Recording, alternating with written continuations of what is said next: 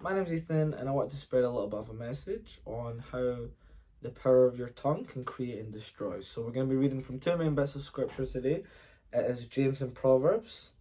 I'm using the English Standard Version. It is Proverbs 18, verse 21. It says that death and life are in the power of the tongue, and those who love it will eat its fruits. And then we're reading from James as well, James 3, verse 5 and 6, I believe. So it says that, so also the tongue is a small member, yet it boasts great things. How great a forest is set ablaze by such a small fire.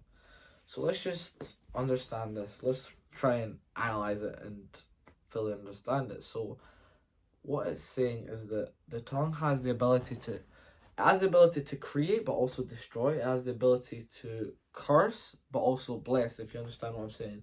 It means that our words have weight. So you can actually find this in the beginning of the Bible. Genesis chapter 1, I believe, verse 3. It says that everybody should know this. Let there be light. When God says in the thing, it says, and God said, let there be light, and there was light. This is, Genesis 1, verse 3. So at the beginning of the Bible, it shows us how words can create. The words that he spoke had an impact externally, if you understand what I'm saying.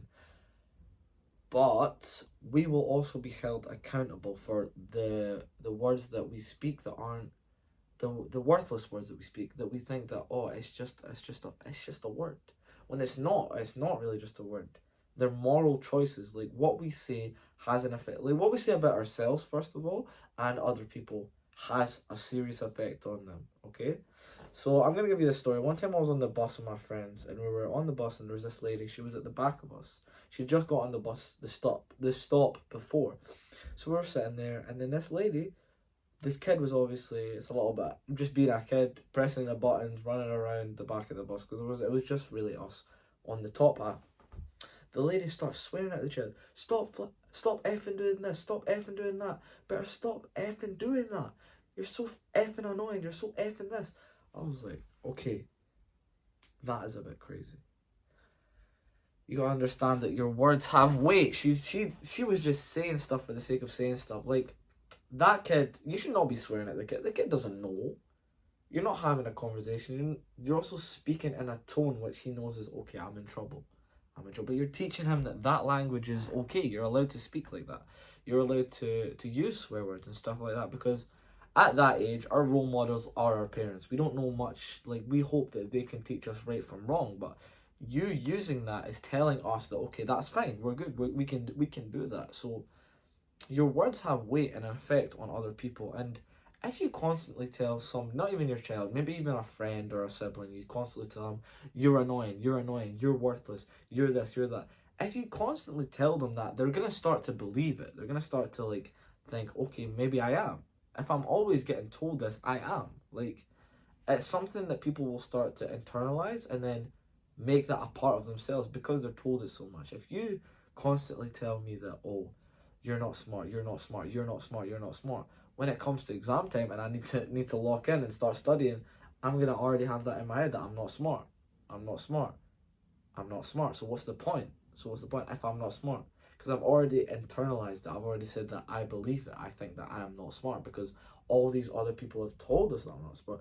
The same goes for what you say about yourself. If I say that, oh, I'm not handsome, I'll never look good, I'm not handsome, I will never, I won't be able to actively change that in a way, if you get what I'm saying. If I always say that I'll always be ugly, there's no, I will always be ugly because I'm saying that, and I'm almost affirming it. By saying it, you're affirming that I am this and that is it. I am this and that is it.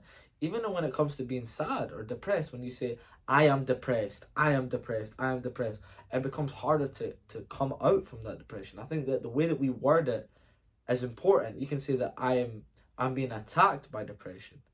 I'm not letting it overcome me, because no weapon formed against me shall prosper. You gotta remember that. The way that we word things is very important. I think it is in Matthew. Hold up, in Matthew I was finding the verse. It was Matthew 12:36-37. It says, I tell you, on the day of judgment, people will give account for every careless word that they speak.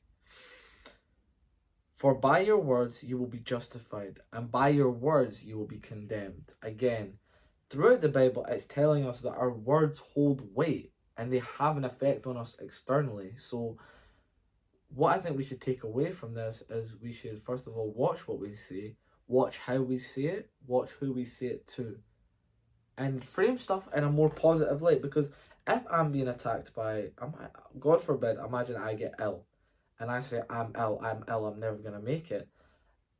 At that point, I'm almost giving up on myself. Like, I'm not able to think that, oh, I can get better if I already internalize that I'm this. I'm being attacked by illness means that I can overcome it, if you understand where I'm getting from. So I just wanted to emphasize that your words do have weight and they have an impact on you and the people around you.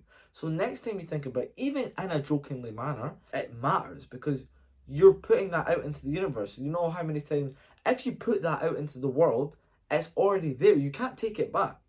You can apologize for saying negative things about a person or making fun of a person, but you can't take it back. It's already said. Our words have weight.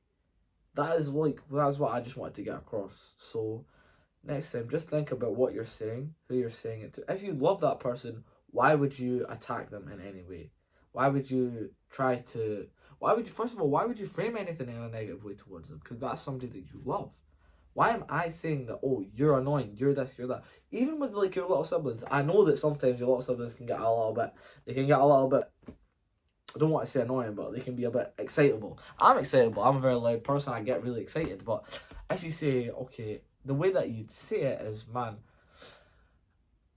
instead of saying, oh, you're so annoying, leave me alone, say, take a touch. Chill out, I'm doing this, then I can have, like, let's start to frame our words in a better way is what I'm trying to say. So thank you guys for listening. It was a little bit of scripture, I just felt like sharing it, getting it out, but yeah.